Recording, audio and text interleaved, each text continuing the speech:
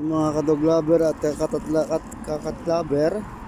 Ayan, nag-uwi tayo ng pusa, no? Siguro mga 1 month na siguro to. Napakaliit at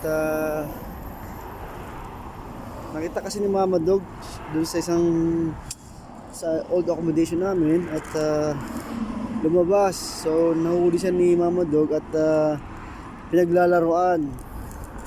So, nakita ko na lang, ayun, buti na lang kamo sinagip ko siya. Yun.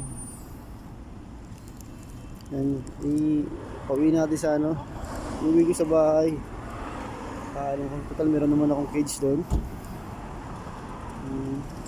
Kawawa naman kasi, baka napain o kaya patayin.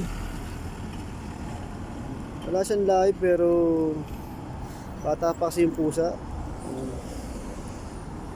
Binigyan ko siya ng paulan lunas sa ginawa ko sa may vitamins at tubig yan. Ininom ko siya. At least medyo nag-okay siya. Ayan, nakabike lang ako.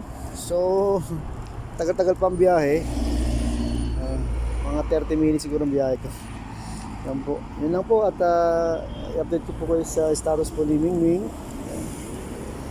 Okay po mga kadog lover at kakat lover. Yun lang po. At God bless po.